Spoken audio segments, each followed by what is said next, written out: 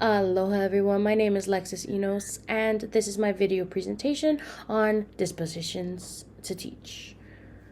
The dispositions that I believe that I possess in order to make me a successful future teacher would be that I am dedicated, I hold high expectations, a respect for the diversity and diversities, honesty, reflection, as well as compassion.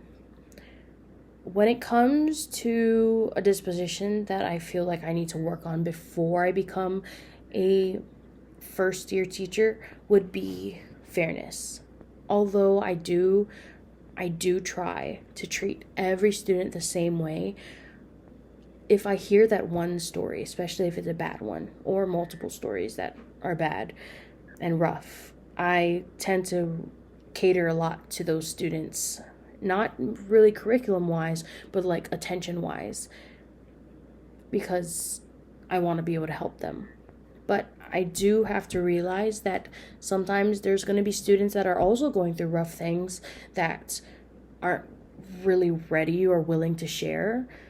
So when it comes to going above and beyond for one student, I should be going above and beyond for all students to make sure that all of them understand that I am there to help them and that I care for them genuinely.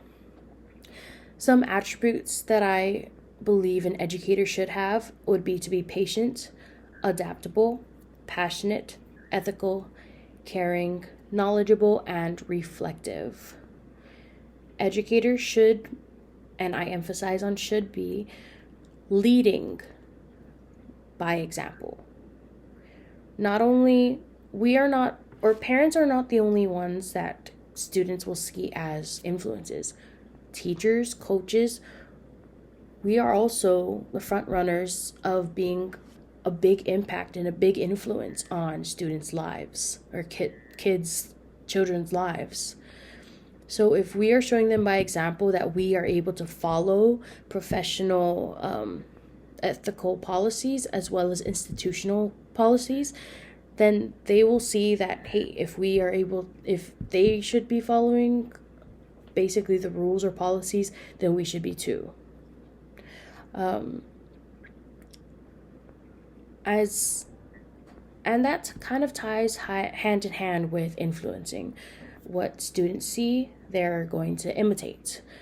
And if a student's or if a teacher's dispositions are positive, like they're encouraging their students, they're holding them to a high standard, then they're going to believe that they can reach that high standard and even exceed it.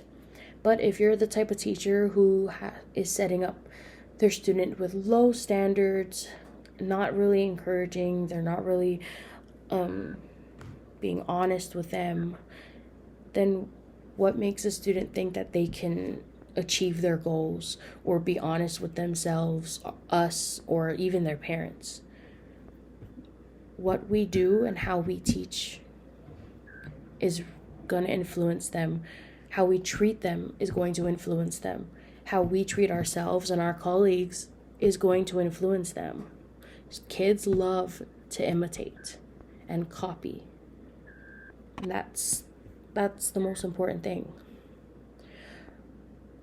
In my future classroom, I do plan to uphold the expectations by leading by example, by conducting myself in a way that I would want to see my students conducting themselves. And I would want them to not only see that how they're acting is correct, but they are also proud of who they are. In order to conduct a moral or promote a healthy moral development, I would wish to conduct lessons where students reflect on themselves and the things that they like or dislike, and even have a group discussion about it. So they will understand that, hey, I'm not the only one that's feeling these feelings. They'll look around them in their classroom and see that they're all pretty much the same, and feelings are okay. And I want them to also know that I'm the type of teacher that they can come to if they need help. Thank you.